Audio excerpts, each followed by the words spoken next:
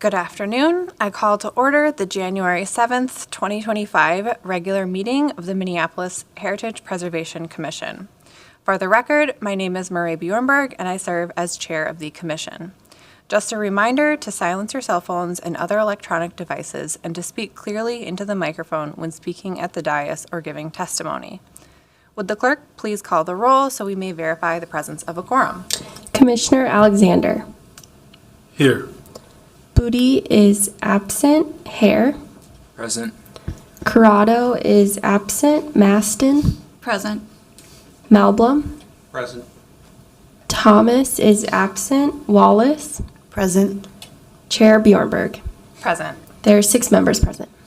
Let the record reflect that we do have quorum and that Commissioners Booty and Thomas provided proper notice that they have a conflict this afternoon and their absence is excused. Our first order of business is to adopt the agenda for this meeting. We will work from the agendas that are available by the clerk, and I will go through and sort out which items will be withdrawn, which items will be continued to a future meeting, which items will be discussed, and which items will be put on the consent agenda to be approved as recommended by staff without further discussion. Item number 4 is 2100 Stevens Avenue, Ward 10. This application is for a certificate of appropriateness and will be discussed. Item number 5 is 204 Fifth Avenue Southeast, Ward 3. This application is for a certificate of appropriateness and will be discussed. Item number 6 is St. Anthony Falls Heritage Board Commissioner appointments and will be discussed. Item number 7 is nominations for 2025 officers and will be discussed. So the proposed agenda is the following items will have a staff presentation, public comment, and commission discussion and action. Item number 4, 2100 Stevens Avenue, Ward 10. And item number 5, 204 Fifth Avenue Southeast, Ward 3. The following items will have staff presentation and commission discussion without a public hearing. Item number 6, St. Anthony Falls Heritage Board Commissioner appointments. And item number 7, nominations for 2025 officers. Commissioners, may I have a motion to approve the proposed agenda? Melblum moves to approve. Thank you, Commissioner Melblum. Maston seconds. Thank you, Commissioner Maston. Any discussion? All in favor, say aye. Aye. Those opposed, say nay. Any abstentions? The agenda is approved. Our next order of business will be to approve the minutes from our December 16th, 2024 meeting. May I have a motion to approve those minutes? Maston so moves. Thank you, Commissioner Masson. Is there a second? Hare seconds. Thank you, Commissioner Hare. Any discussion? Seeing none, all in favor say aye. Aye. Those opposed say nay. Any abstentions, including commissioners who were absent? Melblum abstains. Thank you, Commissioner Melblum. The minutes are approved. Before I open the hearing to public comments, I will summarize the process for conducting a public hearing. If you wish to speak, we will need you to do 2 things. Please be sure to sign up on the sheet over by the clerk. If you haven't done this already, you can do so afterwards. When you come up to testify, you must state your name and address for the record. Please keep your comments specific to the application before us. Our first item is item number 4, 2100 Stevens Avenue, Ward 10. This application is for a certificate of appropriateness, and the staff report is presented by Erin Kay.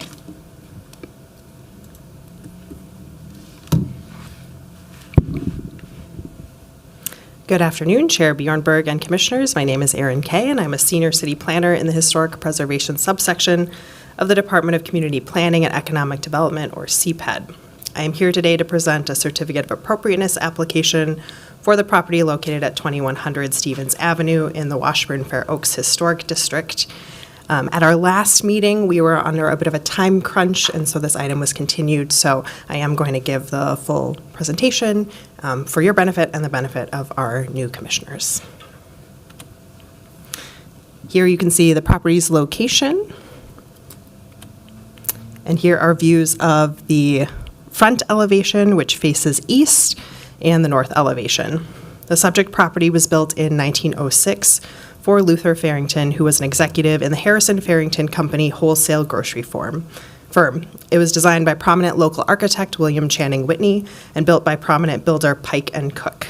It was built as a single-family home and is now owned by Boulder Options, a youth mentoring program. The organization uses the building for offices and program activities. The Washburn-Fair Oaks Historic District is significant for its associations with social history, neighborhood identity, and landscape design, with the Fair Oaks Park at its heart. It represents the late 19th century movement of the city's wealthy residents from downtown and the central business district outward to the city limits. It is also significant for its concentration of large residences built at the turn of the 20th century that represent fashionable architectural styles and were designed by prominent local architects. The period of significance is 1863 to 1939. The subject property is highly characteristic of the historic district's significance and is a strong example of the Georgian Revival style, as further explained in the staff report. The applicant is proposing to replace 56 historic windows and 1 historic rear door within the existing openings. The applicant cites various issues with the windows, including broken sash cords, broken glass, rotted wood, insufficient sealing, failing weather stripping, energy inefficiency, and presence of lead above the federal standard. The applicant has indicated that the existing storm windows do not seal tightly and are not performing well, and it's not known when the current storm windows were installed. As shown in these photos, the windows are primarily 6/6 double-hung wood sash windows, with 3 exceptions, as I will note. On the north elevation, at the east or left end of the first story, there is a 3/3 double-hung wood sash window. Here are views of the rear or west and south elevations, which contain more of the same type of window. On the south elevation, there is 1 small window in the center that is not proposed for replacement. And then on the west elevation, there are 2 windows that are not 6/6 like the rest of them. On the first floor, there is a 4/4 double-hung wood sash window. And just above it, there is an arched window that is operable. In addition to window replacement, the applicant proposes to replace the rear patio door. The current wood door is shown at the right, with the proposed door arrangement shown at the left as an example of what will go into the existing opening. The historic door has 4 panels with 12 lights each. The proposed door will be wood and have 3 panels with 10 lights each to make the door more usable according to the applicant, and then retain the square shape of the lights in the door. Although this is a historic door because it is located on the rear and not visible from the public right-of-way, staff finds the proposed replacement to be compatible.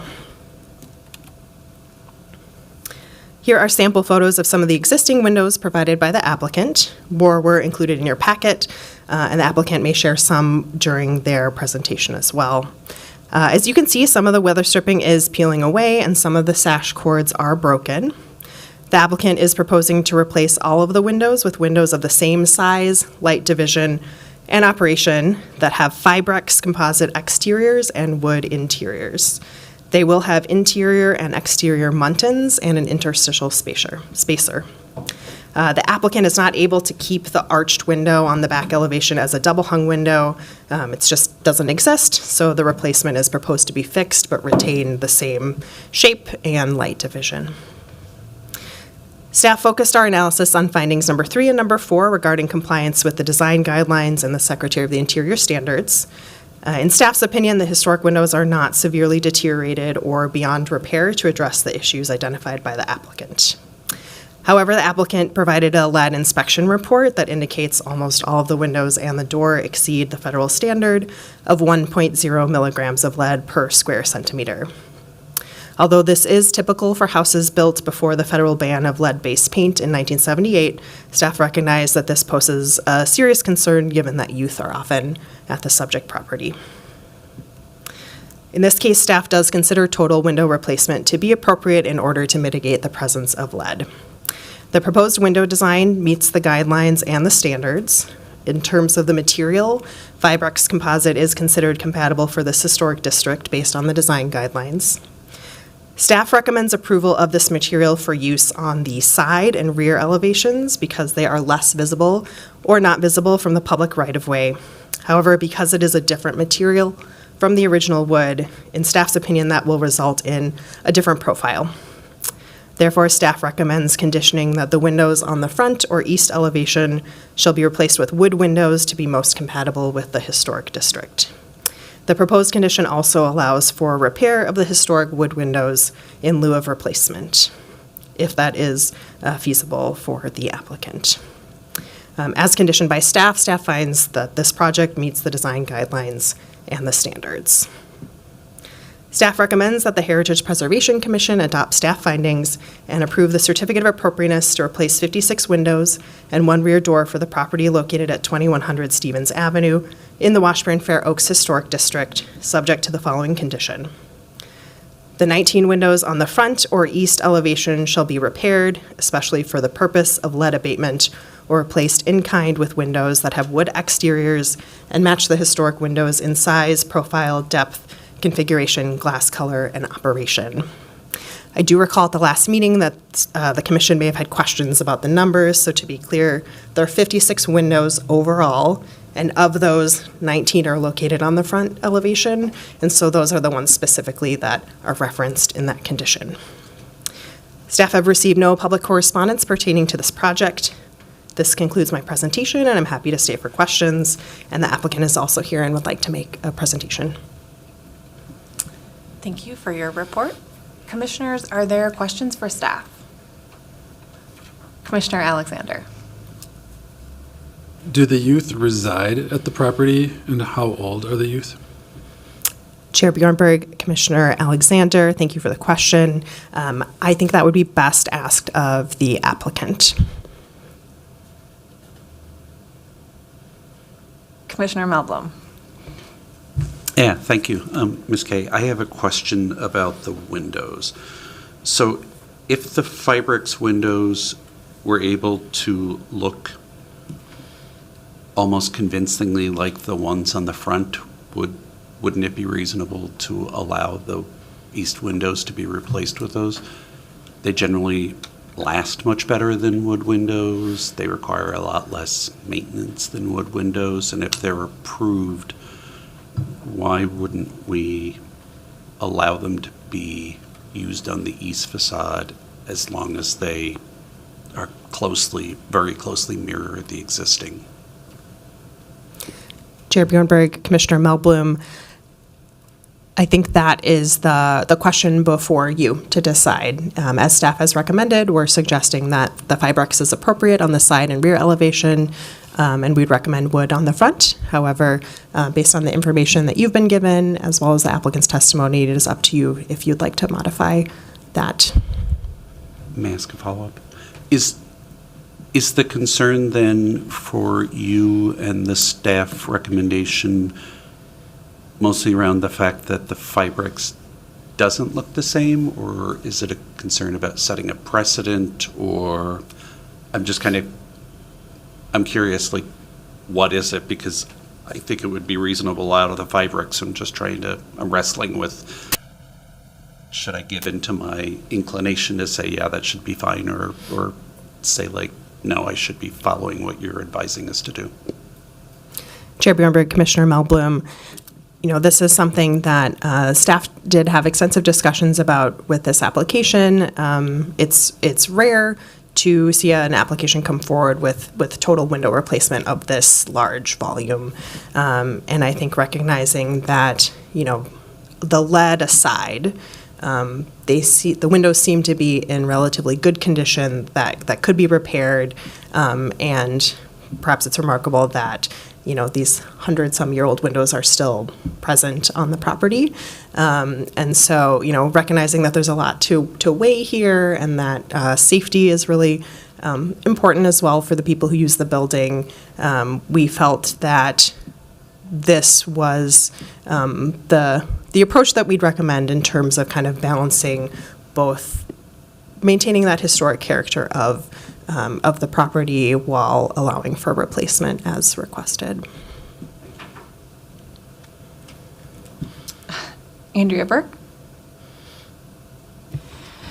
Chair Bjornberg and Commissioner Melblom, I support everything that Aaron Kay said, and also wanted to just follow up with that to say that our recommendation is grounded in the Secretary of the Interior standards and also the design guidelines for the district. So, thank you. Thank you. Commissioner Wallace. Thank you. I just had a question about the arched window that you mentioned, just so I'm getting the detail right. So, yes, thank you. All right, when you talked about it not being able to be replaced with a double hung window, did you just mean the top arched piece, or will the whole replacement be fixed? Chair Bjornberg, Commissioner Wallace, thanks for that. I will do my best to describe my understanding of it, but it might be worthwhile to confirm that with the applicant when they have a chance to speak, because this one, it took a while for me to wrap my head around as well. So my understanding is that the whole window is double hung, and so the top half includes the arched portion. It's not that the arched portion is a transom that you might see in other windows, and so I think they haven't been able to find a replacement that can maintain that. And so I think the whole window will be fixed, but just maintain the light division, as you can see here. Okay, thank you. Do commissioners have other questions? Commissioner Hare. Thank you. I have a question about the lead report. Would that be best directed at you or the applicant? I can give it a try. Okay. Yeah. I noticed that there's a lot of interior trim and other components listed, and there's only, I believe, 2 interior sash tests that were completed. Will the interior trim be removed and abated as well as part of the replacement window project costs? Chair Bjornberg, Commissioner Hare, that is a good question. I am not sure that I know the answer for that, but what I can share that I did in my analysis of that lead report was following the lead inspectors' key to where they tested, I matched up the windows that they tested versus what is on the property to understand, what is the extent of the lead. And it appeared that almost all, I think, except possibly 2, resulted in that positive lead test above the standard. And I know the report goes into a little bit more detail about the different areas that they tested. I will say that is a little bit beyond my expertise. Thank you. Yeah. Other questions from commissioners? Commissioner Melblom. Thank you. I have a follow-up question that Commissioner Hare made me think about. So does the review of the HPC consider the replacement or the remediation of the trim on the window on the inside? Or is because it's on the inside and not part of the window, that's not part of our purview? I guess the question I'm getting at is, if we're going to save the window, should we be saving the trim, or do we not have the authority to do that? Anything, even discuss that because it's on the inside of the house? Chair Bjornberg, Commissioner Melblom, your purview would cover any exterior feature. So the window is something that has both an exterior and an interior, and so for that reason, the replacement is under your purview if the trim around the window is solely on the inside of the house. That is not something that we are regulating. Thank you. That's what I thought. I wanted to make sure. I appreciate that. Any other questions from commissioners? Okay, thank you. I will now reopen the public hearing for this item, and I believe that the applicant is here and would like to speak. If you could please come to the microphone and state your name and address for the record. Hello again. Thank you for having us back. My name is Nate Peterson. My address is 9000 West 28th Street in St. Louis Park. Hello, my name is Daryl Thompson. My address is 4220 Ophir Lane, Plymouth, Minnesota. I'm the president of Boulder Options. Thank you. So, not everybody was here last time, and you probably forgot about us over the holidays. So I want to start from the beginning as Aaron did. Just so it's clear, I work for Renewal by Anderson. It's the window company that we're proposing to do this project. And annually, we do a Renewal Cares project, which is it's a donation to a program that we believe deserves it. We've done homeless shelters for homeless veterans. We've done recovery houses and things like that. So annually, we do a project like this. I just wanted to make sure that you guys were clear on that, so you didn't feel like this was Renewal by Anderson trying to pressure somebody into purchasing windows. This is a donation that is rather expensive, and it's just out of the goodness of our hearts. So I want to start with that. A lot of the things that were discussed, I think there's some questions on. I want to give a little bit of an overview on our stance on the project and the reason why we think this is a good option for just replacing the windows versus doing some repairs. The windows are obviously well over 100 years old, and when you try and dig into a window that's 100 years old with 100-year-old materials, you're usually not just replacing a window. You're going to end up damaging other things, which tends to increase the cost. And we're donating this to a nonprofit, and which typically means that funds are a little bit tighter. So our role here, or what our hope is, to remove, these are called insert style windows, which means the interior trim is going to stay. And we have painters and stainers on staff that will come back and make the interior look as it looks now. As far as the exterior goes, it's our position that the windows are actually going to look more closely resembling the original intent of the building when it was designed and put together in the early 1900s. Right now, there's storm windows on there that are relatively big, and it really takes away from the exterior trim as well as a portion of the exterior of the sash itself. And I have some pictures that I'll show you to represent that a little bit better. We have a before and after picture of a project that was done in the neighborhood.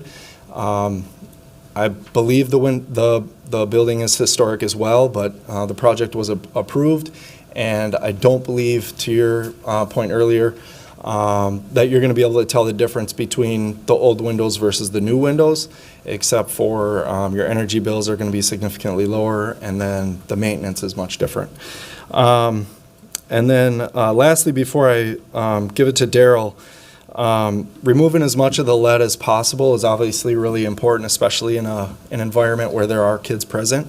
And Daryl will be able to speak a little bit better on how often the young people are there, as well as the staff that is employed by Boulder Options. And then I took a note here, there's some clarification needed on the arched window. So the entire window is going to be fixed. We do what's called a simulated double hung, which means visually from the exterior it's going to look just like a double hung because there's a simulated check rail that goes across. So the window's not operational any longer, but it looks as if it is. And then, you had a question on whether or not the interior was going to be modified at all. As I mentioned, the interior is going to be finished by our painters and stainers to make sure that the interior portion of the window is going to look just as it looks now. So I'm going to pull up these pictures, and if you want to go ahead. Hello, and thanks again for having me. I appreciate it very much. Number one, we're a youth mentoring program, and my name is Daryl Thompson, the president of Boulder Options. I've been with Boulder Options now for 29 years. The youth that are in our program are 10 to 14-year-old. They get referred to us from the social workers and counselors in schools. They're in our facility anywhere from 2 to 4 times per week. Tomorrow night we have like kind of a cookie holiday, and we'll be doing things with our fireplaces, and our youth will be in our facility. We had a big holiday party right before Christmas, so our youth are in the building pretty often. We have a drop-in center on our 3rd floor. That's the top level, and that's where we have a pool table and video games and desk and computers and things like that. So The youth are in our building a pretty fair amount, so it'd be, for me, number one, safety would be another great reason for us to have a little bit more. And then the savings, it's a big deal. We're always, it's the big push at the end of the year to make budget. So we're, to be able to save some money on utilities and costs would be a really big deal to us. And then finally, the last piece for us is, to me, I guess when Nate proposed this, I said, I've dealt a little bit with this group before when we did a big renovation project probably like 14 or 15 years ago. The building will be closer to looking like what it originally looked like. And yesterday, it's super cold right now, so we have these storm windows that we figured out just through digging through our notes were put in sometime in the 70s. So they weren't there in 1906, but they're there now, and they would be not there if we're able to get the windows that the Nate's talking about. So the building, to me, would look all the way on all four sides would look much, much better if they did not have the storm windows that could just about chop off anything that, they're just not safe. Not the pulleys and the doors and things, or not the doors, but the pulleys on their windows they're old, and the sashes are the weights, and probably about 90% of them they just come crashing down. So we just don't open them. It's not safe, or they're painted shut in a lot of cases as well. So they're just kind of what happens if you have something. We've been in the building now for a little over 20 years, but there's been obviously, at least 6 or 7 other people that have owned the building. So it's just been that type of repair that's been done to the building. So do you have any other questions for myself or for Nate?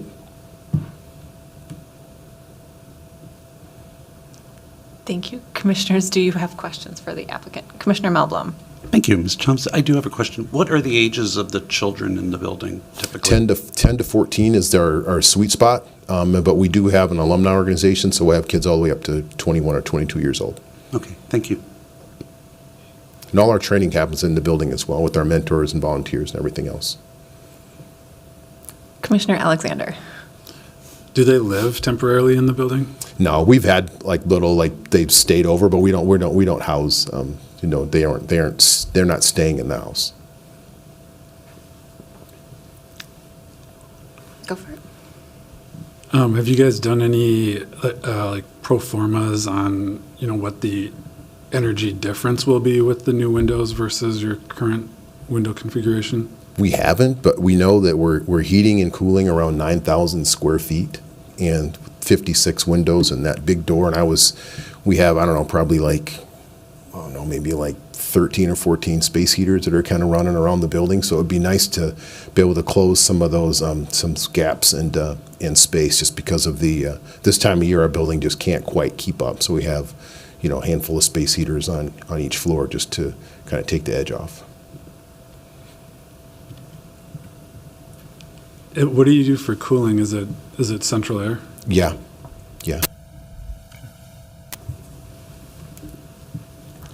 Commissioner Wallace. Once, if this were to go forward, how long would it take for the project to be completed? About when would they be ready to use? Right now, because it's a little bit of a slower time of the season, we could probably get, if we started manufacturing tomorrow, we could probably get the windows fully installed and completed probably end of February, beginning of March. And the project itself, again, this is a project that's a donation, so we would try and knock it out as fast as we can. So we'd probably bring several crews in and try and get it done. And it's a pretty large project, so we'd probably bring in 2 or 3 crews and try and get it done within a week. Mm-hmm. Would you guys mind if I showed you a couple before and after pictures? So this is a project in Minneapolis, not far from where Boulder Options is. You can see it's from 2018 here, but this is the before picture, and then this is the after picture. So you can see the profile is very similar. So visually, there's not a lot of walking traffic on this block, but any pedestrian traffic or people driving by, I don't think they would notice a huge difference in the profile of the window. The only way you would really be able to tell is if you went up and touched it, you'd notice that maybe it's not wood, but it's a smooth finish, and it's very slim profile. It's not going to be big, bulky like a vinyl window or something like that. Commissioner Maston. Yes, thank you. My question is for Nate. And does Anderson have the ability, their capacity to meet the commission, or to meet the project as conditioned by staff with wood windows on the front 19? That's not something that we produce. So Renewal by Anderson, over the course of time, has done the research, and the company has made the decision that we're going to provide one window that we think is the best solution for energy efficiency, for quality, and endurance to make sure it's going to last for a long time. So we don't produce any wood windows.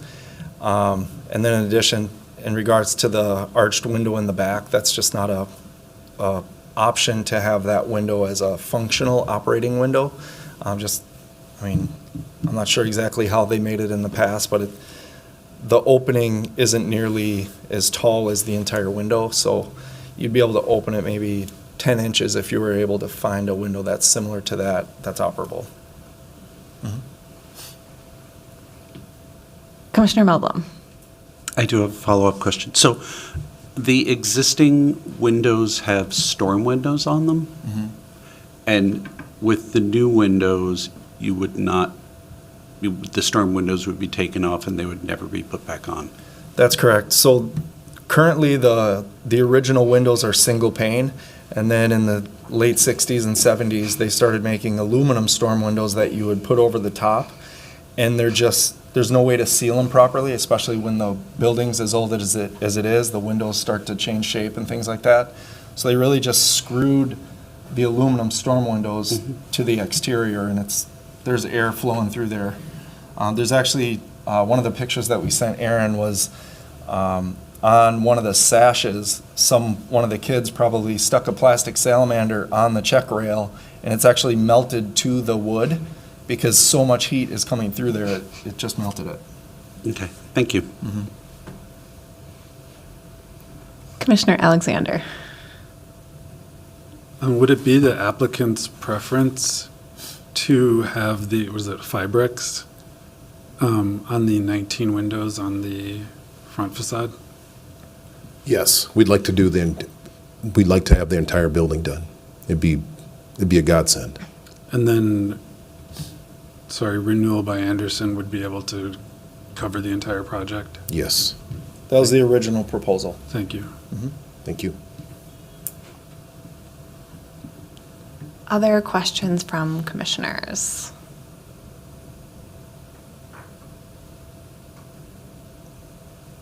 Commissioner Wallace. For these windows that you're proposing, what's the general life cycle that Anderson puts on? Like, how many years could you guarantee that they'd last? I'll answer that in a couple ways. We have a 20-year warranty that will take care of the window, but we started in 1995, and we haven't come across windows that have failed to this point. So.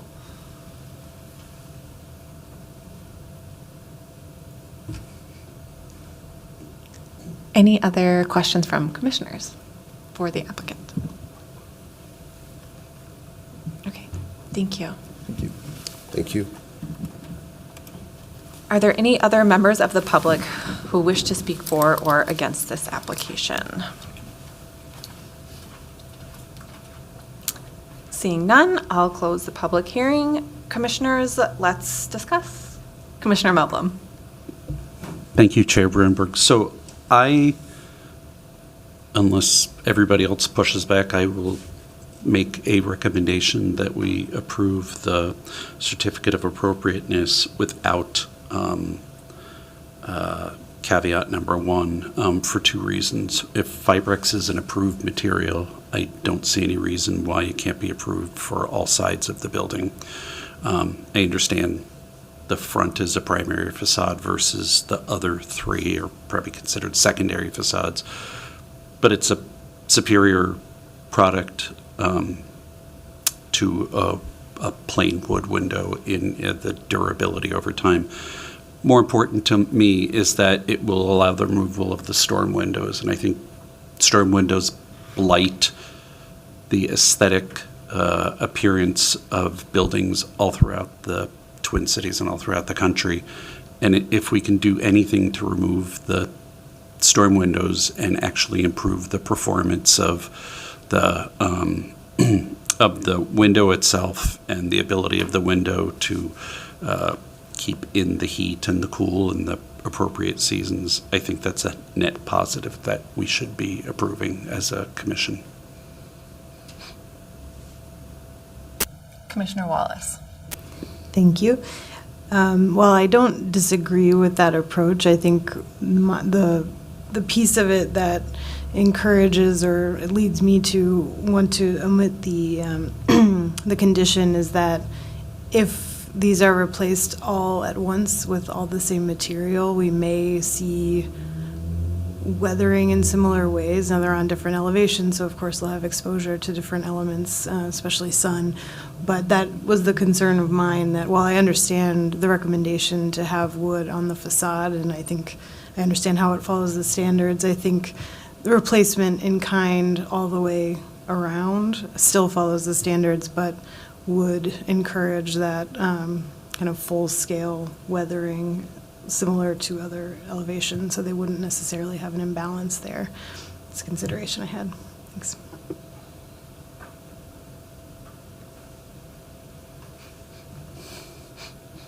Commissioner Alexander. Just as a clarification to Commissioner Melbourne, am I saying that right? Melblom. Sorry. Close. Sorry. If the windows on the east were replaced with wood, presumably they would not need the storm windows, right? So. Correct. So that I don't disagree, but I think that might be kind of a moot argument. But I do think from a performance, maintenance, and cost effectiveness for this client, that the difference is negligible, and I would agree with the amendment. Or am I saying that right? To strike that part of the amendment. Thanks. Sorry. Commissioner Melblom. Yeah, if I can respond a little bit more to that. I would agree. Last year we had a project, or it might have been the year before, where it was a library in North Minneapolis on Olson Highway, and they were proposing to replace if I remember right, they were originally slate roof with a metal set of roof tiles that looked similar, and they're going to do that on the whole building. And I remember at the time the discussion really came down to these were so much less expensive and they would still perform as well, if not better, than the alternative that was approvable was shingles, regular asphalt shingles. And it really planted in my mind the idea that when we have modern technologies that actually outperform older technologies, I think we're doing a disservice to the building to not recognize that they're actually better performing, in this case, I think for the durability and longevity of the windows, but also for the long-term comfort, and they'll always look good. So my bias is to accept that these will perform better, and we should encourage the use of the Fibrix windows on all the way around the building. I don't think it damages the aesthetic or the credibility of the building. So I'm going to just jump in and say that I feel almost completely the opposite, where, these are 100-year-old windows, and so to me, I'm like, they have lasted the test of time, and these materials are important, and you can't get 100-year-old wood anymore, and you can continue to fix them into the future, whereas, many modern materials are things that you are buying and putting in, and then when they break, you have to buy them new. So I think I have a little bit of a pushback on sort of that from a conceptual point. And I mean, like, I think that it's generous to say that the 19 windows on the front can be replaced, especially sort of looking at the conditions of them. I think that for me, the sort of one piece that sort of makes me think about being able to possibly support replacing the windows is the lead levels. And, you know, that absolutely can be mitigated. You can remove paint.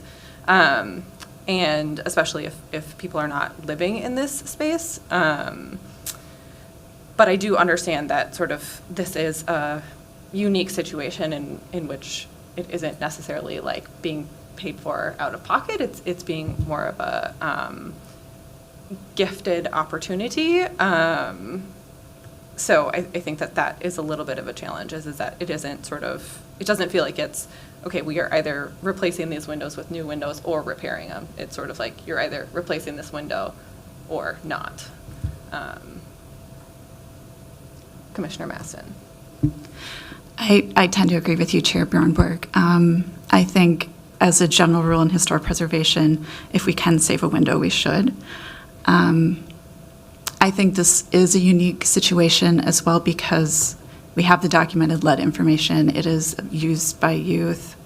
And I think we've had these discussions here before with HPC that lead is kind of a non-starter for us, where it is a justifiable reason. And so then taking that into account, I think we are down to the 19 windows in the front.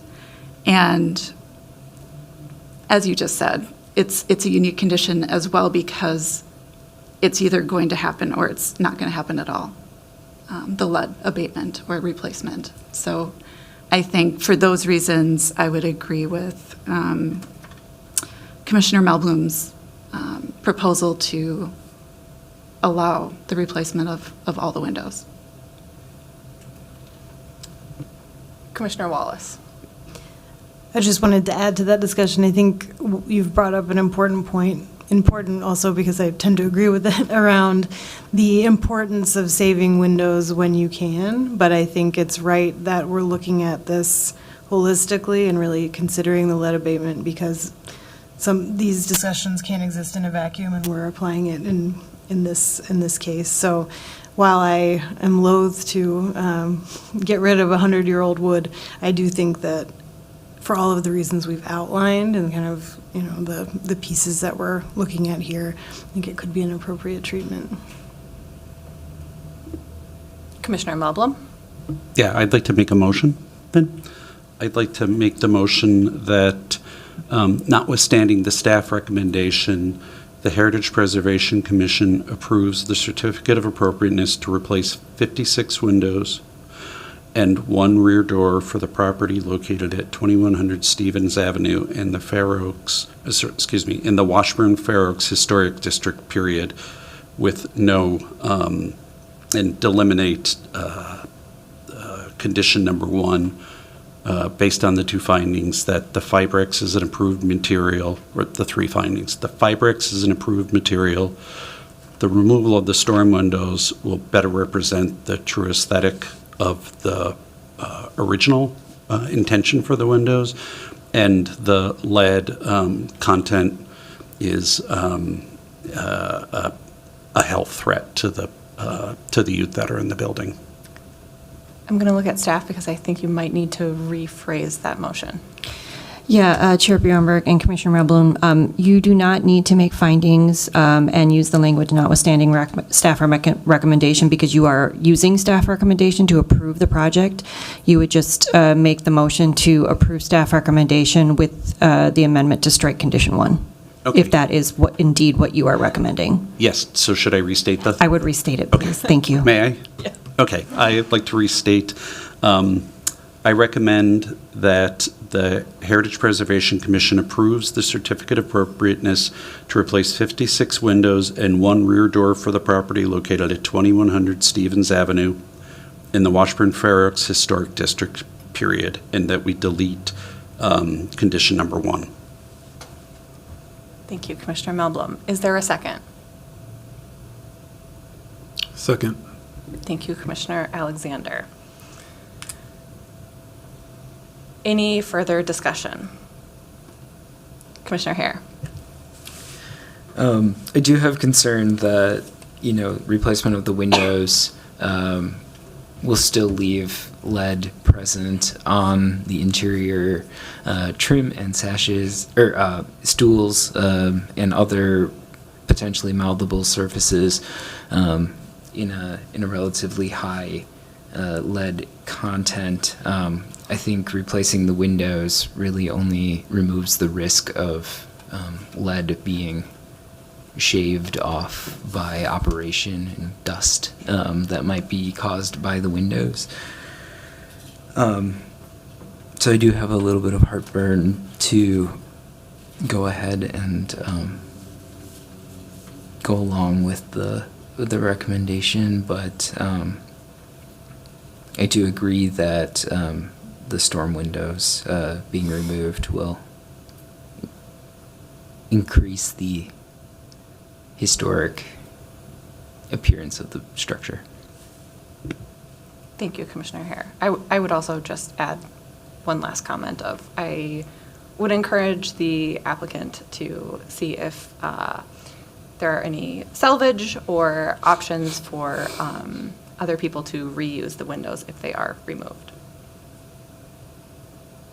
Any other discussion? Okay, seeing none, would the clerk call the roll? Commissioner Alexander. Aye. Hare. Aye. Maston. Aye. Melblom. Aye. Wallace. Aye. Chair Bjornberg. Nay. There are 5 ayes and 1 nay. Thank you. That motion passes. Our next item is item number 5204 Fifth Avenue Southeast, Ward 3. This application is for a certificate of appropriateness, and the staff report is presented by Aaron Kay.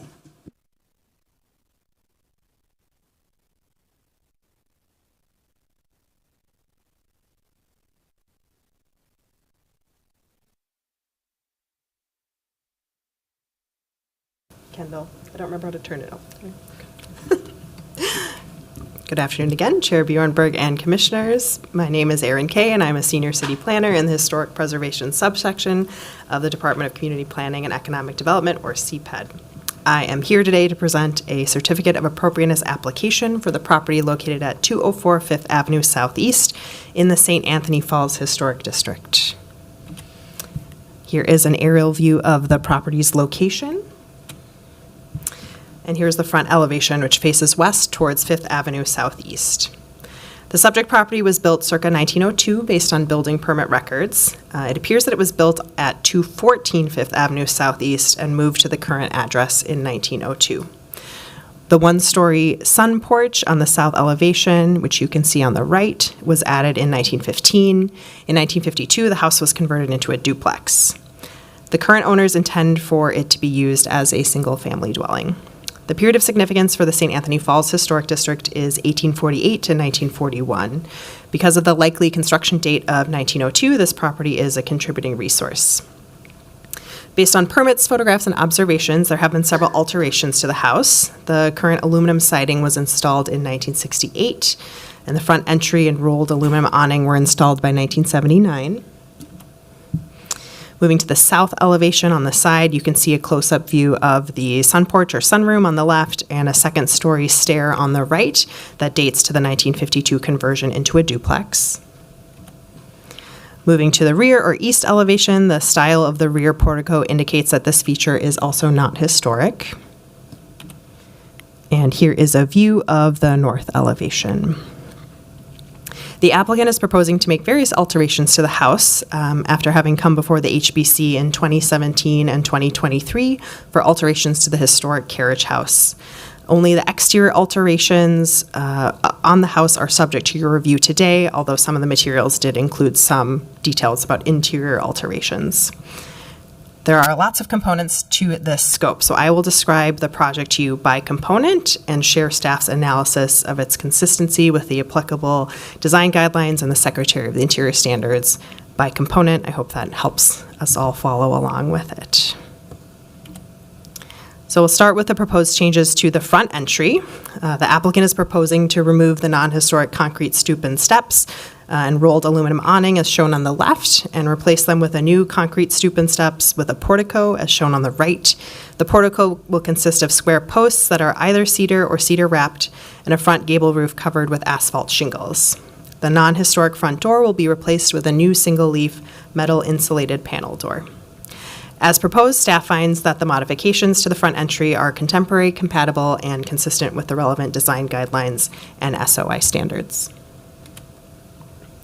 On the south elevation, the applicant is proposing to remove the non-historic exterior wood staircase, as shown on the left, and replace it with a second-story balcony, as shown on the right. The balcony will be supported by square posts that are either cedar or cedar wrapped on concrete footings. The balcony will have Trex flooring with simple metal railings. The non-historic door on the second story will be replaced with a new single-leaf metal door that has a large light. As proposed, staff finds that this alteration is consistent with the design guidelines and the SOI standards. The balcony design is simple, contemporary, compatible, and visually subordinate to the historic building with sufficient transparency to the railing as outlined in the design guidelines.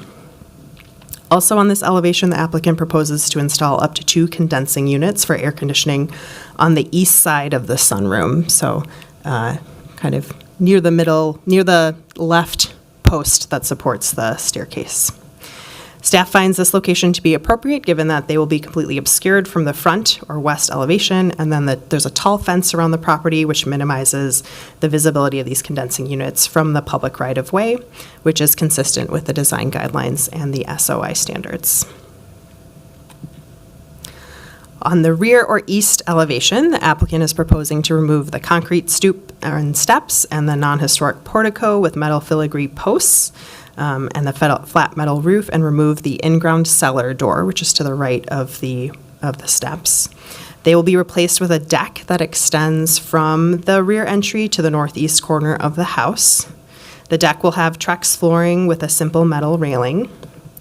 The design guidelines do not address this type of alteration. However, as proposed, staff finds that it is contemporary and compatible, minimally visible from the public right-of-way, and consistent with the SOI standards.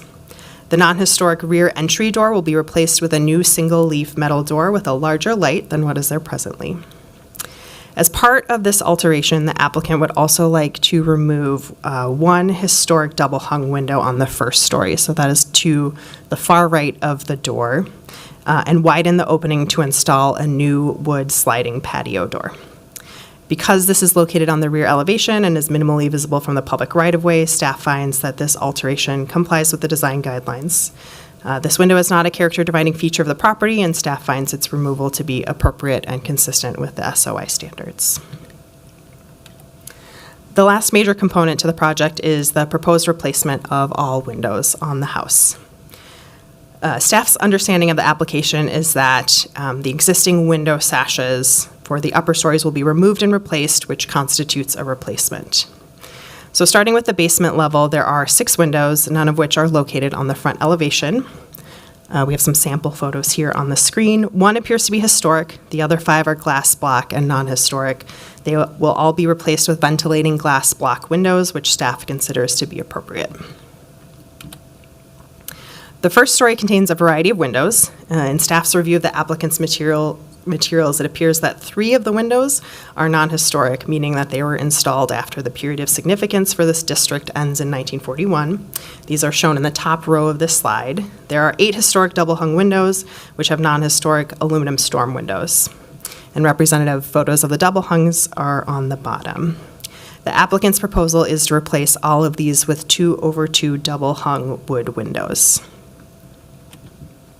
The first story also has 2 distinctive leaded windows. So on the north or side elevation, there is a fixed 3-part leaded window on the top row here, which the applicant proposes to replace with 3 double-hung windows.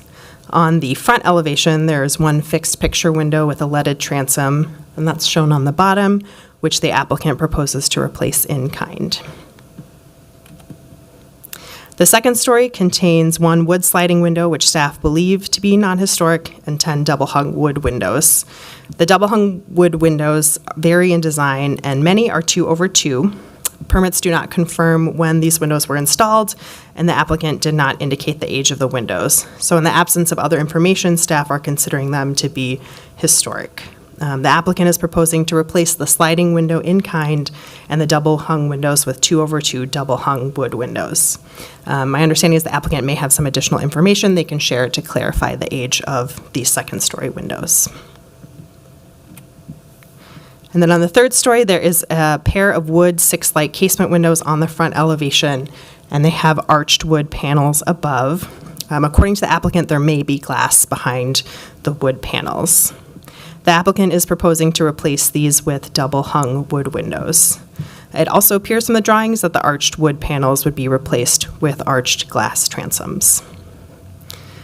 In staff's analysis of the application materials for the first, second, and third-story windows, we feel there is not enough evidence to indicate that the historic windows are deteriorated beyond repair in order to justify replacement. Photos in the application do show some broken sash cords and broken glass, which are components that can be repaired without removing the entire sash.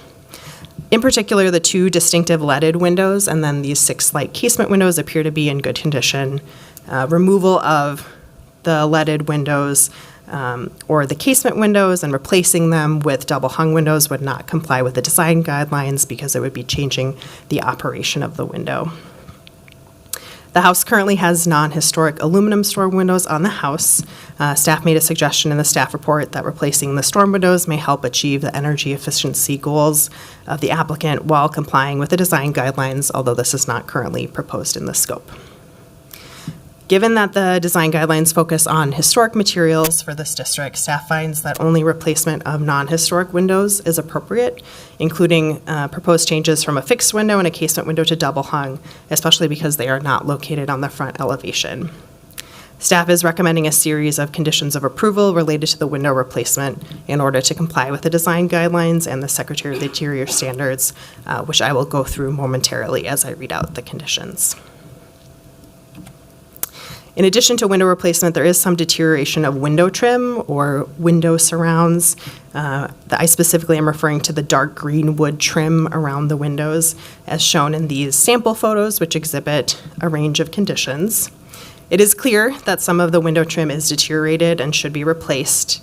The applicant is also concerned that in the process of replacing the windows, they may determine that more trim is deteriorated than anticipated.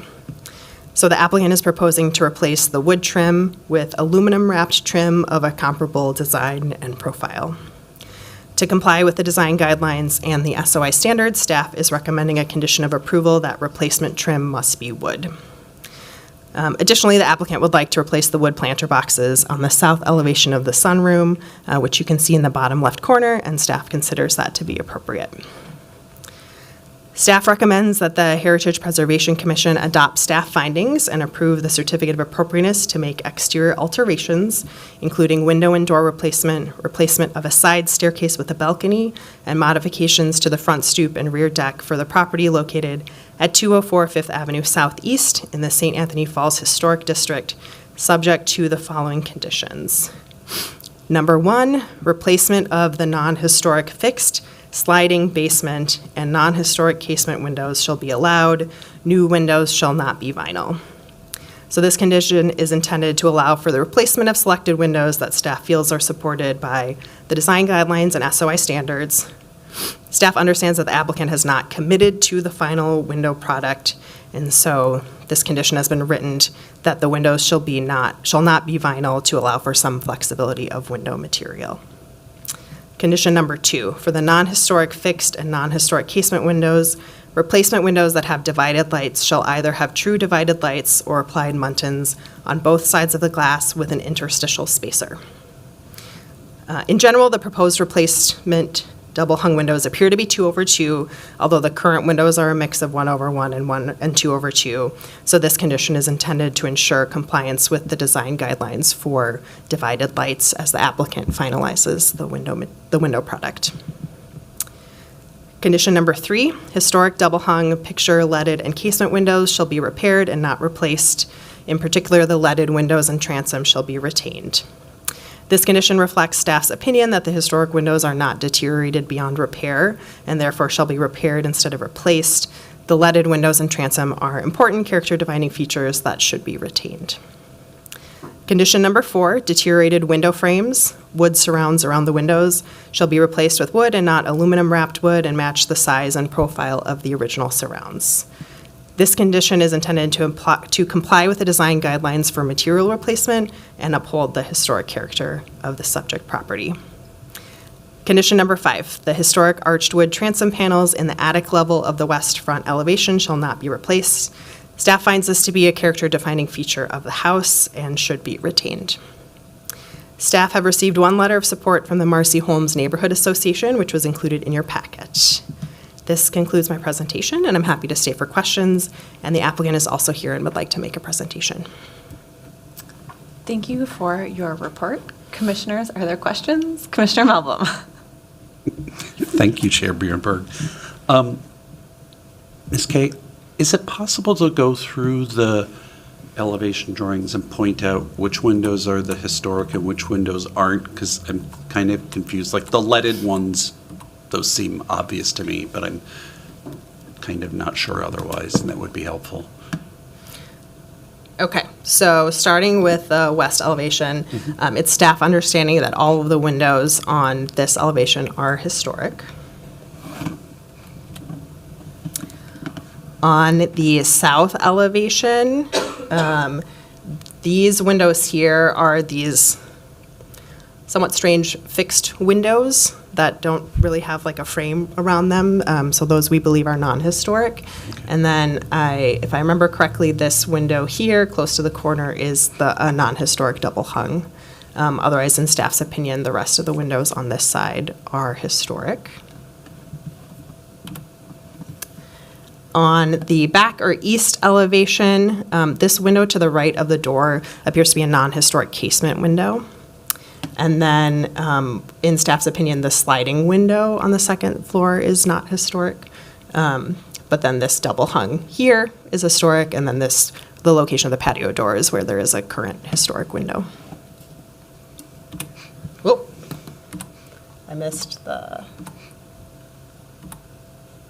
I don't think I put up the north elevation. Okay. But my recollection of the north elevation is that all of the windows are historic in staff's opinion, and that's where that 3-part leaded window is located kind of here in the middle. Okay, thank you. That's really helpful. Commissioner Wallace.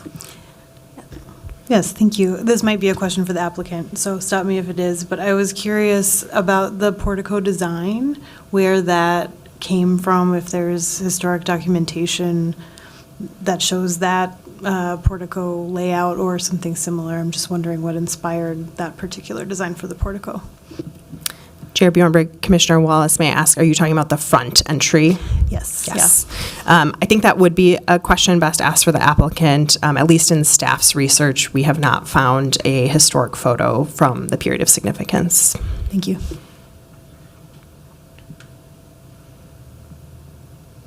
I have a question for you about condition number 5. The historic arched wood transom panels in the attic level of the west elevation shall not be replaced. Is that talking about the windows and the arch above it, or just the part where it's wood right now and they're talking about replacing it to, Chair Bjornberg, this condition is specifically about the arched wood in the transoms.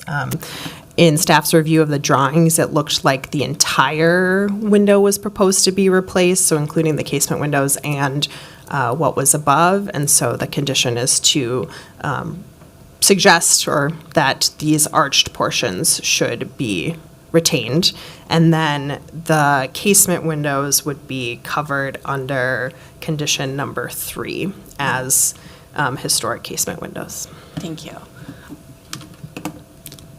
Another sort of, I don't know, it feels minor, but maybe is not minor. So a lot of the conditions right now are written as historic versus non-historic. Is there an option for the applicant at some point, after whatever decision is made to say, okay, we have this other evidence, and now we can determine that these additional windows are non-historic? And how would that, because I'm just like, there isn't something that says, okay, these 8 windows are considered historic and these 15 are considered non-historic. So I'm trying to understand how that is interpreted past this. Chair Bjornberg, thanks for that question. I think the short answer is yes, that the conditions are written to prioritize what components staff feels are important to be retained, and certainly if other evidence comes forward to confirm that something that staff thought to be historic is no longer historic, would allow the flexibility to allow for that replacement if it's appropriate and still fits within the design guidelines and the standards. Thank you. My last question, and again, this might be better for the applicant, who I believe is here. Do you know if there are any specific conditions here that are problematic? Thank you, Chair Bjornberg. Yes, I believe the applicant is prepared to address that and share their comments and requests pertaining to the conditions. Thank you. Commissioner Melblom? Thank you, Chair Bjornberg. I do have one other question. On condition 1, it says no, or it says new windows shall not be vinyl. So does that exclude like a vinyl coated wood? Or a fiberglass, or is it just like the ones that are 100% vinyl through? Chair Bjornberg, Commissioner Melblom, this would mean that no component of the window should be vinyl, but would allow flexibility for wood or fiberglass if that is appropriate and still meets the guidelines and the standards. Okay, thank you. Commissioner Wallace? Thank you. I had a question about the replacements being proposed, excuse me, as 2/2 wood windows. Is there, just so I'm clear, it seems like, based on the recommendation with the conditions, that would, with the conditions, would prevent a situation where you have a historic window that's not 2/2 replaced with a 2/2? Does that make sense? Meaning that my concern would be that if there is a historic window that is 1/1, that replacing it with the 2/2 without evidence would not follow the standards. But I think, from what I'm gathering from the elevations and the conditions, that the conditions would help preclude that situation. Is that accurate to say? Chair Bjornberg, Commissioner Wallace, I do believe I understand the question. I think that, and it may be a good thing to clarify with the applicant as they hear this discussion, I think it's something that, should this project be approved by the commission, when the permit is coming through, we would need to be reviewing for consistency. Generally, I think our preference would be that a historic 1/1 window is replaced with a 1/1 double hung window so that it's matching the lights. I would say in my conversations with the applicant through this process, I do think they are flexible with that, but I would encourage you to direct that question to the applicant to confirm. Okay, thank you. Other questions for staff?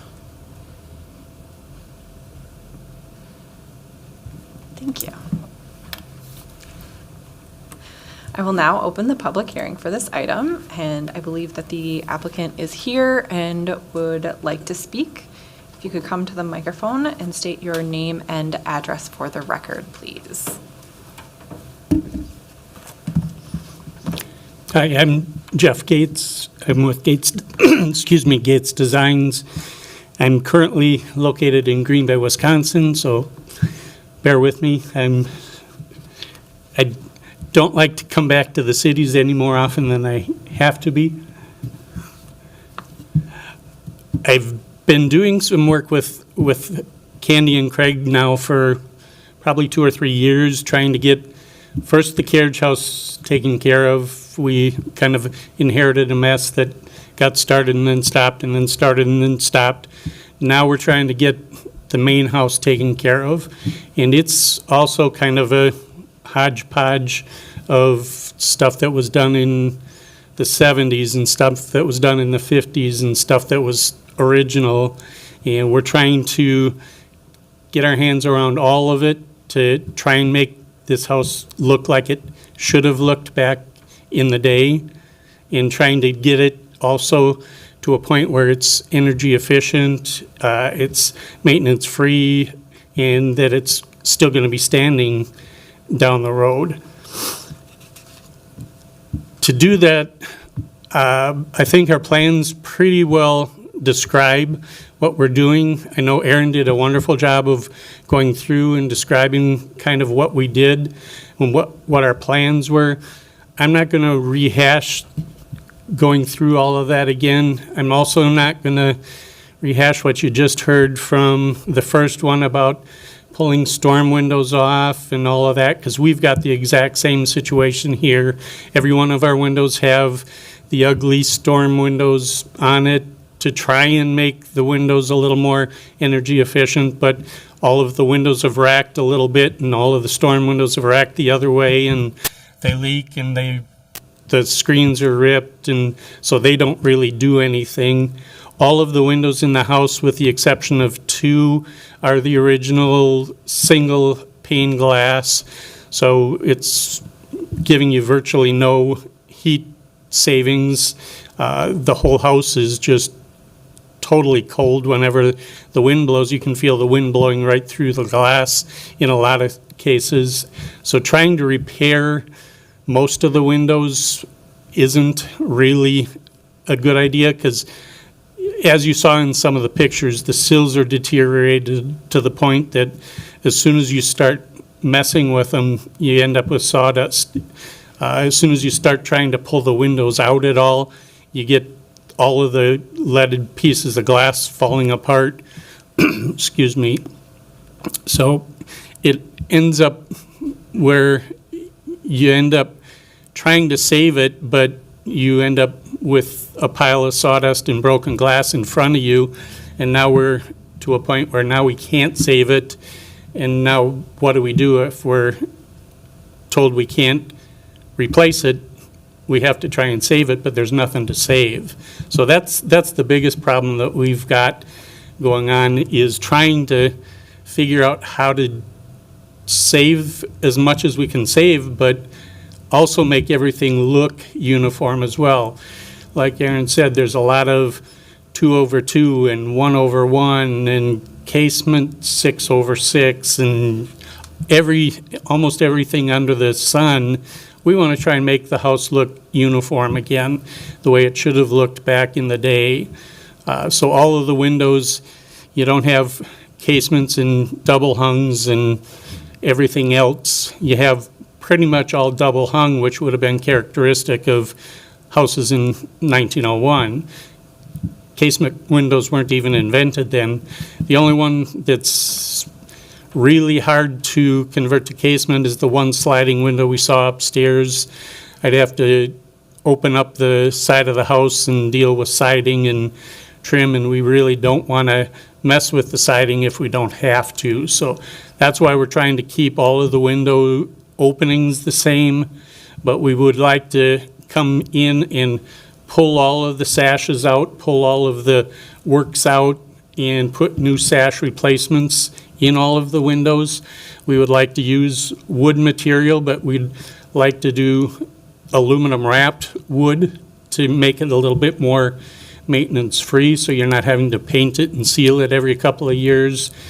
It would look the same from the road. This house sits back quite a ways from the road behind a large fence, and the other side sits way up above the road. So from either road approach, whether it's aluminum wrapped or somebody went up there with a paintbrush and painted the wood, you're not going to see a whole lot of difference, but it means that Craig and Candy don't have to be up there 2.5 stories high with a paintbrush 5 years from now repainting everything. So that's why we've kind of chose the aluminum wrapped material for all of the window replacements. As far as the trim goes, Aaron was talking about the surrounds of the windows. Our intention wasn't to replace those surrounds, but as we've done more research on the windows, we found more and more that trim is bad, but we don't intend to replace it with aluminum wrapped trim. We intend to replace it in kind with wood trim, 1x4 material, and paint it to match. So the trim itself would end up looking the same and be using the same material. The only aluminum wrap portion would be the window itself on the inside, and that would more look like the carriage house that was approved by you guys and is built now. It does have the aluminum wrapped windows already installed in there and ended up looking real nice. So as far as the conditions, condition 1 talks about all of the non-historic windows. We would like to add one set of non-historic windows that aren't talked about in there, and that would be the non-historic double-hung windows, because actually upstairs, all but 3 of the double-hung windows are non-historic windows that were converted in the 70s-ish with sash kits with new sides, new tops. In the photos that I think were distributed to you, window number, I think it was 306B, shows one of the windows that had new sashes in it and new side rails in it, the whole works.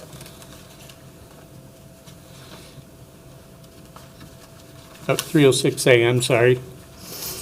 If you see the part that's wood, that's original, and then there's white painted stuff next to it. That's the sash kit that they put in the 70s. And then the sash, meaning the window itself and the surround around the window, was replaced in the 70s as well, making this now a non-historic window, a non-historic double hung. Most of the rest of the second floor is that way. There's only 3 on the second floor that I know of that did not get the sash replacements. So we're proposing adding non-historic double hungs to condition 1 that allows us to replace those damaged and broken non-historic double hung windows.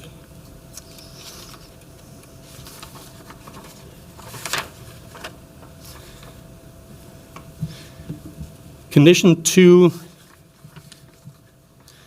talking about the non-historic casement windows,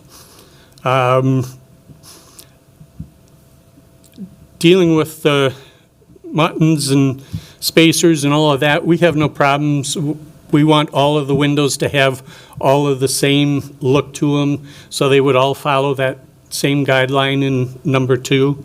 So we'd have no problem with that. In number 3, here's where we have just a little bit of a problem, because most of the historic double-hung windows are in worse repair than they actually look in pictures. And if you go through the pictures in greater detail, you'll see a lot of those double-hung are water damaged. As soon as you start doing anything, the paint is literally what's holding these windows together in a lot of spots. As soon as you start moving anything, you find it's like balsa wood inside of there, and the frame immediately cocks and the windows don't work. The cords are broken. Some of the windows are still painted shut, so we can't even get them open to find out if they're square or not. So we would like to be able to actually replace the historic double hungs with at least double pane windows that are a lot more energy efficient. So we could get rid of, like our last presenters said, all of the storm windows all the way throughout the house. We would use on the historic ones, we would use the same material, the wood with the aluminum wrap, to make it look like it is brand new. Also, in the couple leaded windows, Aaron showed you the triple leaded window. That one, you could see the sill itself on the outside was totally rotted out. The only thing that's holding that window up right now is the storm windows on the outside. As soon as we take the storm windows out, those leaded panels are going to start falling out individually. They actually rattle in the frames in there right now.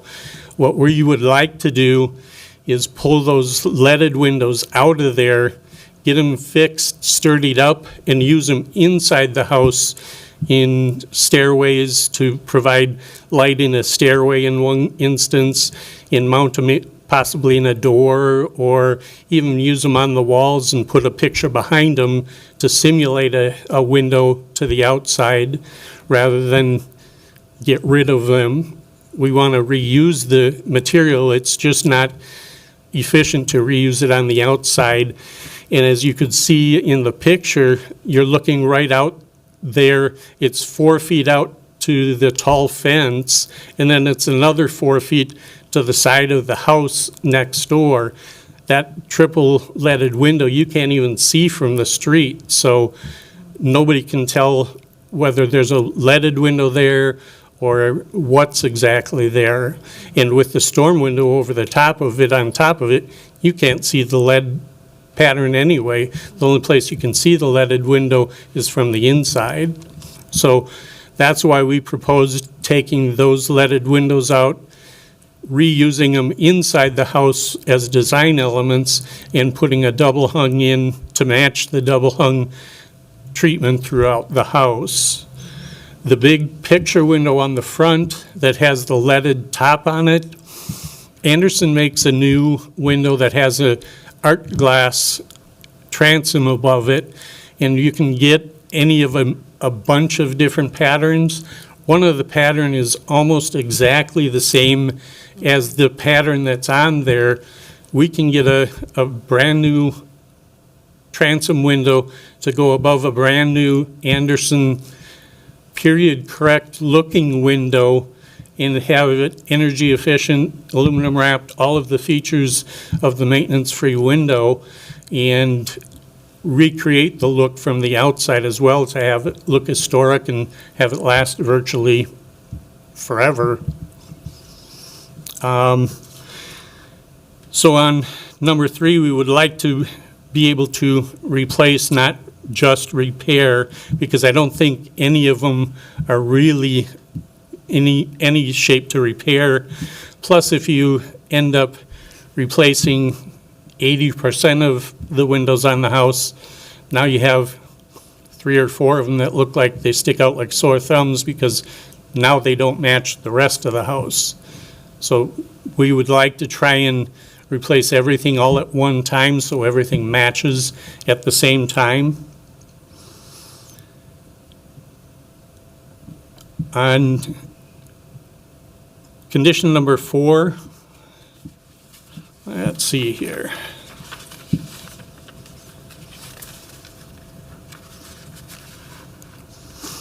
The only thing that I would suggest on condition number 4 is it's a little unclear when it talks about deteriorated window frames. I originally thought they were talking about the frame inside that the window is constructed by. Erin later clarified that, no, she was talking about the exterior trim on the window. So I would just suggest that we, instead of talk about deteriorated window frames, we talk about deteriorated exterior window trim, so it's clear to everybody what we're talking about. And that it is not our intention to use aluminum wrap. We are intending to use actual wood and then painting it to match. And then also, as Erin was telling you, we can live with number 5, leaving the arch transom windows up on the 3rd floor there. However, the two windows below that look like they're casement windows, we haven't been able to get up there very easily. The former owner got rid of the stairs going up there, so it's rather a nightmare to get up there. They appear to be just window panes because they blow in the wind. As the wind blows and the doors are open in the back, they'll blow open, and as the door closes, then eventually they kind of come back to a resting place. So they're kind of blowing in the wind right now. We're proposing putting in a double hung window just to match the look of the rest of the house, but we're not opposed to putting in just a picture window or a casement window if that's what staff prefers. We just have proposed double hungs everywhere to match the whole house or wherever we can. Questions? I'm sure. Thank you for those comments. Commissioners, are there questions for the applicant? Commissioner Wallace. Thank you. My primary question is this going to be the applicant's primary residence, or is it an investment property that, yeah. I think Sarah can answer that better. Hi, my name is Sarah Shaley. I'm consulting with Craig and Candy on this project. I am a realtor, but I'm not one of the big bad realtors that encourages my clients to sell houses immediately. I actually help people project manage renovations. For a little bit of context about myself, almost 20 years ago, I used to work for the neighborhood association. So the bronze Aldo Moroni sculptures that are around the neighborhood and the coinciding audio tour is something that I actually helped coordinate way back when. I have an appreciation for preserving the homes in the neighborhood. I know a ton of people there. I met Craig and Candy more than 20 years ago. I also live in an 1884 house on the historic overlay in Cathedral Hill. So my heart is in the right place with this house, and in helping to hire a contractor and get Jeff on board, there were a lot of decisions that were made for Craig and Candy. They will not be living in the house. It will be a rental in Marcy Homes. That is the intention. The carriage house is nearly finished and was approved a handful of years ago for renovations, which I think are incredibly tasteful, and we would just like to match that character of the historic house, especially where it comes to these windows. We do have one photo that I brought today to pass around, if that's okay, of what the windows look like on the carriage house, so you'd understand that we're fitting in with the historic nature of the neighborhood. I think as a rental, this property will prove to be very valuable for the neighborhood because there are not a lot of rentals in Marcy Homes. Thank you. Thank you for that. One of the questions I had posed to Ms. Kay, I'd love to actually ask you because I think you probably can have more details. When you noted, or for the design for the portico, is that based on any like historic photo, historic plan, or where did the inspiration for that design come from? For this house specifically, no, but I've done renovations on probably 40 or 50 houses over my career, and I've done a bunch of them that have had similar looking porticos on them. I felt that it looked appropriate for this one, other than that ugly looking thing that's been there forever and looks like somebody fell out the upper window, landed on it. We could replace it with something that looked like that, but we felt this looked much more appropriate for this building once we get done with it. It's my opinion that that awning is from the 50s.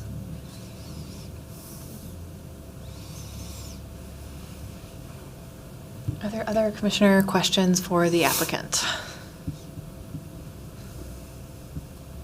Okay, thank you. Are there any other members of the public who wish to speak for or against this application? If so, please step forward and state your name and address for the record.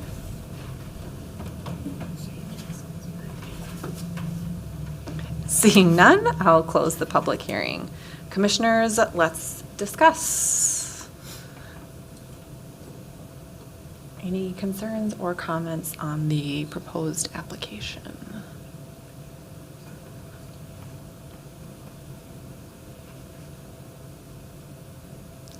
Commissioner Maston.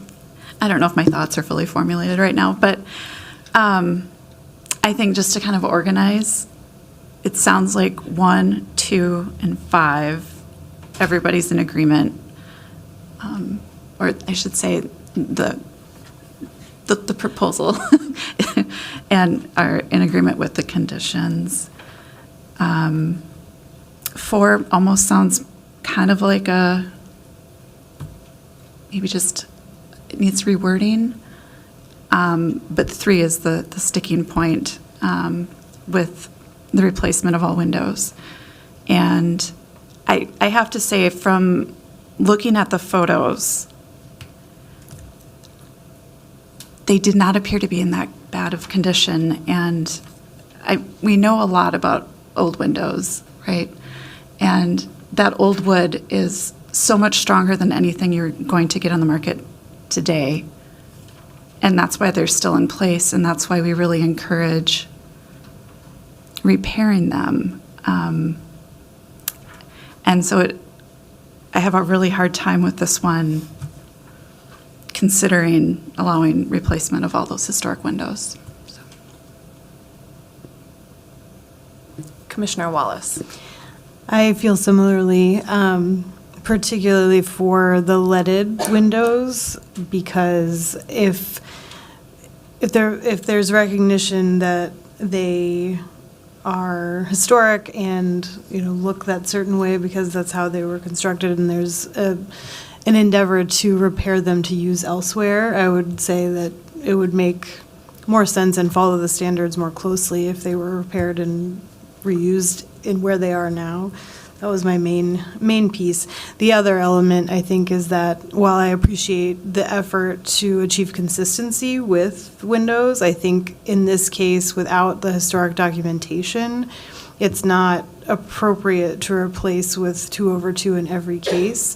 So I think the conditions help get to a solution in the balance of the historic versus non-historic, so that there isn't a false sense of history created. I know it's difficult because we don't have the evidence, so I'm certainly sympathetic to that, and just the lack of historic photography and documentation that would tell us exactly what was there.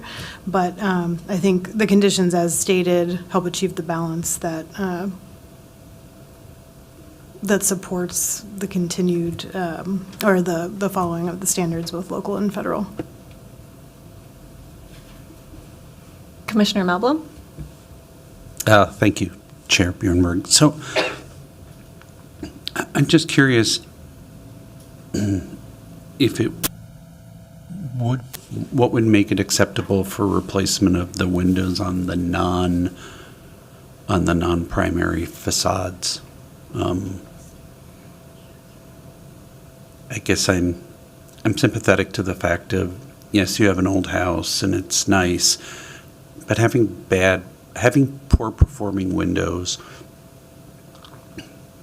and having storm windows, I think just the poor performing windows make it uncomfortable, and it costs money to maintain those and to keep them, especially because they're not as energy efficient. But the other issue is then just having the storm windows over them, which I just think storm windows, if we could make them illegal for the entire city, that would make me happy, because they just are hideous looking. So I'm grappling with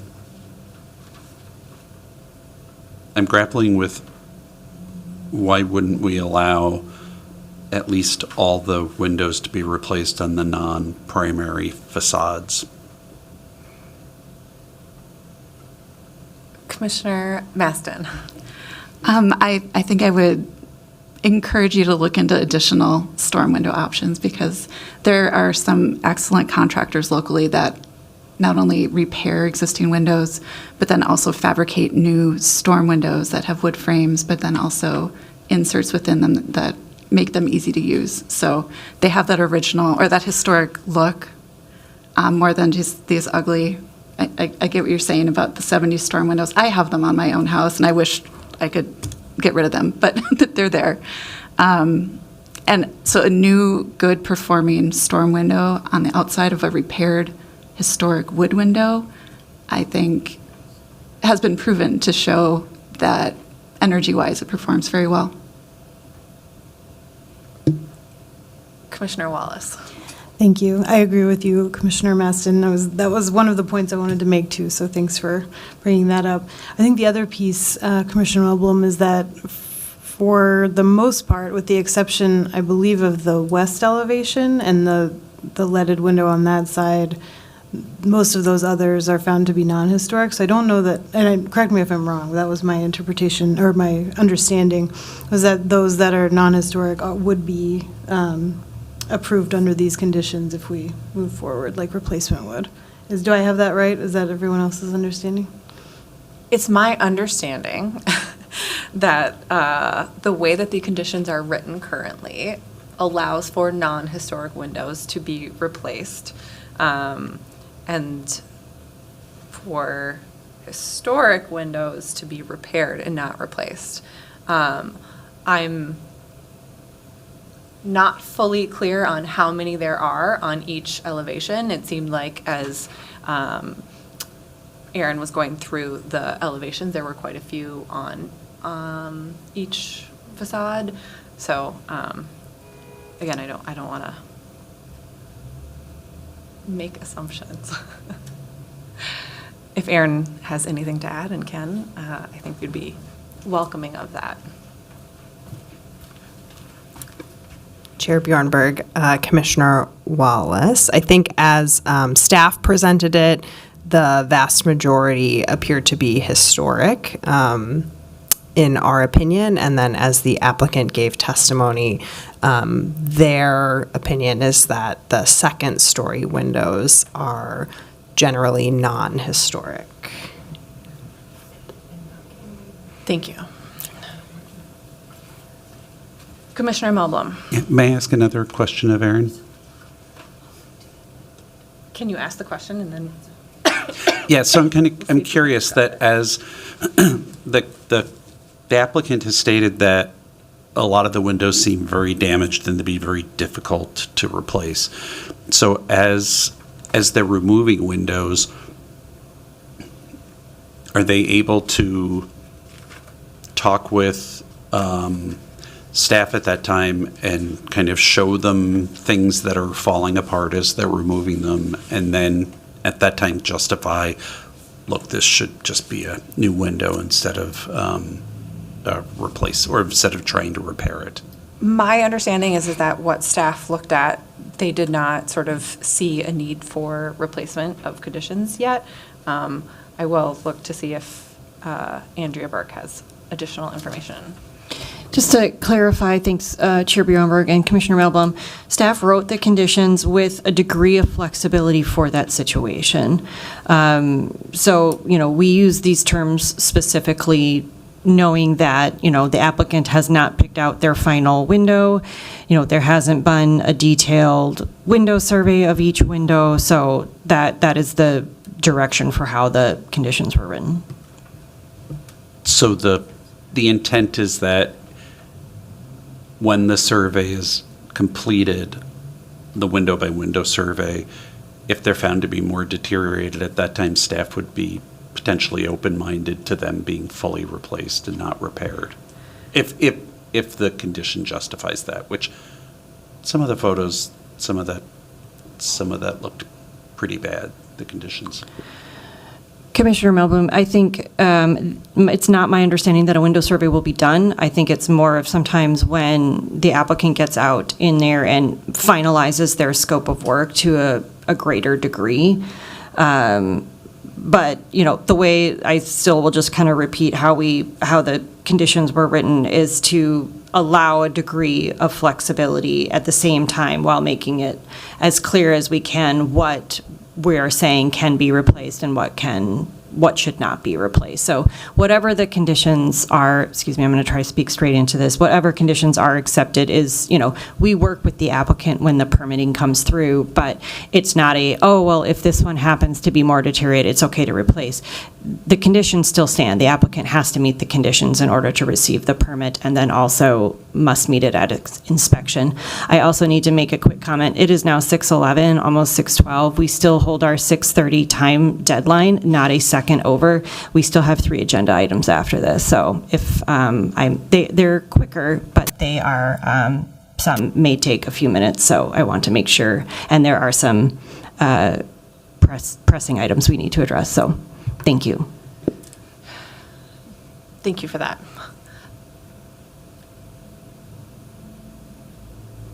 Commissioner Melblom? I'm just kind of, on all the, mostly because I've worked on commercial projects, doing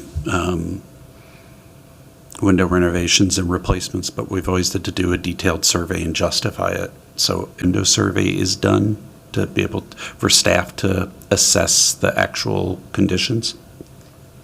I understand what you're asking, and I agree. I think that it would have been helpful if there was a defined scope of work that said, okay, here are the windows, here's what we've determined to be historic versus non-historic, and here's what we're planning.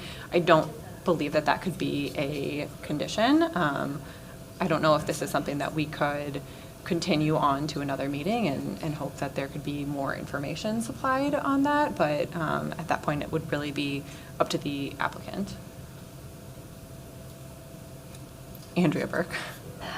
I would say, if I may give a recommendation, which I try not to, I would not recommend that, only given that window surveys do take time, and we are up against a 6120 law with making sure a decision is made on this application. So, and I do believe, there is enough information provided in the application. It's, not to quite the top degree, but staff felt they had enough information to make a recommendation on this project. Thank you. Thank you. That's helpful. I guess with that information, I would also sort of say I appreciate, again, the way that the conditions were written, because it did feel like there was a level of flexibility within the wording to say, okay, if this is proved to not be historic, we're open to these materials. So, I mean, I personally am in support of the conditions. I mean, we all know I love wood windows at this point, but yeah. Commissioner Wallace? I would just echo what you said, that I would lean toward, if we are to make a decision, that I would want the conditions to stay in place. Commissioner Hare?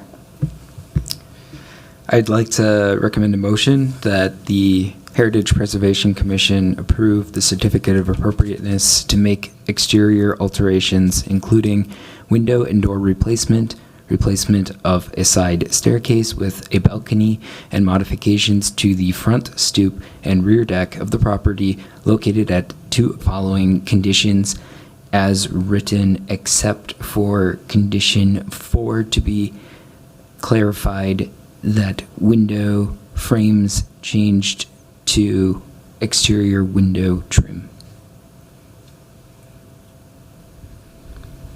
The only note that I will make on that is that I think that you meant to say 204 Fifth Avenue Southeast rather than street. 5th Avenue Southeast in the St. Anthony Falls Historic District. Is there a second? Maston seconds. Can I add another revision? Just to make sure that condition number 1, replacement of the non-historic fixed sliding basement and non-historic casement windows, be modified to include non-historic double-hung windows as being allowed.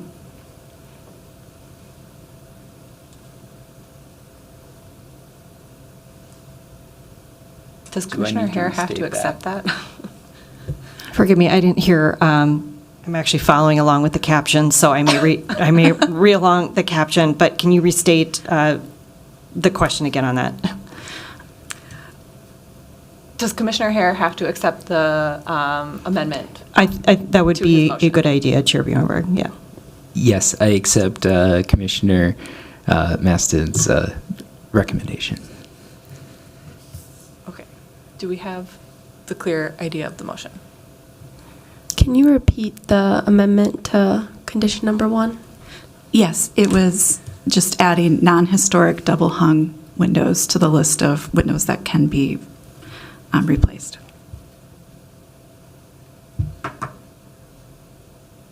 Andrea Burke. Chair Bjornberg, I think to be double sure, since the motion was amended, I would get another second to confirm that amended motion. Can I have a, Melblom seconds. thank you, Commissioner Melblom.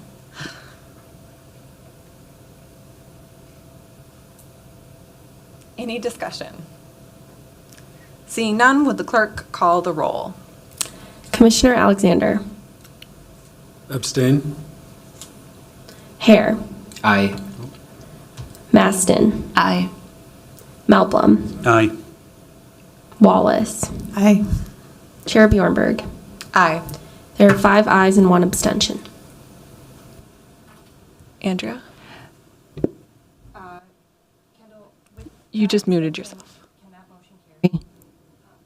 Because we don't have quorum then with the extension, but the commissioner is present in the room. Yes, yeah. It can Correct. carry? Yep. Okay, thank you.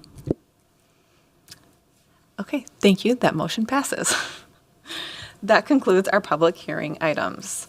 Our next item is item number 6, St. Anthony Falls Heritage Board Commissioner appointments. Thank you. I'm going to just present from the dais here. Every year, according to Minnesota statutes, Chapter 138.761 to 766, the St. Anthony Falls Heritage Board appoints a member of the Heritage Preservation Commission. In the last year, it was Commissioner Merrill, who has since resigned. And prior years to that, it was Commissioner Van Der Eyck for a number of years. With that, I do need to seek a volunteer for another commissioner to be appointed to the St. Anthony Falls Heritage Board. This board meets quarterly each year. So it's 3 to 4 meetings, depending on how their schedule works out. They generally run from 3:30 to 5 p.m. on Mondays, and you discuss topics related to initiatives in St. Anthony Falls. So with that, I guess I am seeking a volunteer to fill in for Commissioner Merrill, who has since resigned. Any commissioners?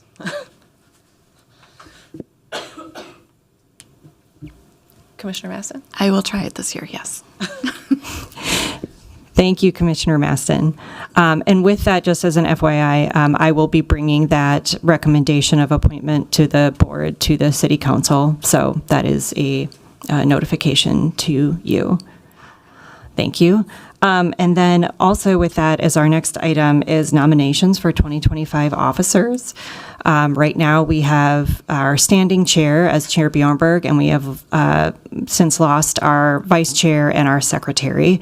So generally what we have done in the past is we'll take verbal nominations. You can be nominated even if you are not sitting on the commission as of this moment right now, in terms of you're not present today.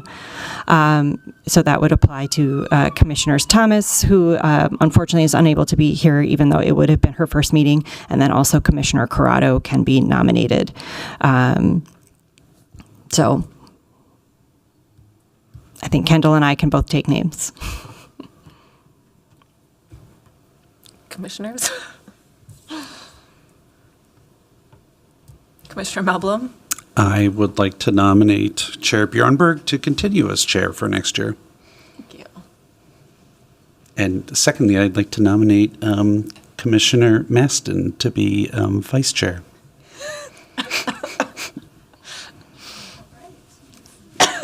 Any other nominations? I'll second the nomination for Chair Bjornberg to remain in chair. Any nominations for secretary? I'll nominate Commissioner Melblom for secretary. Okay. Any other nominations? Okay, sounds good. Yes, and we will not vote at this meeting. There will be a separate meeting. The next subsequent meeting will be voted on. And, it is okay for chairs or for seats to run unopposed, but you are also welcome to nominate other commissioners in this moment.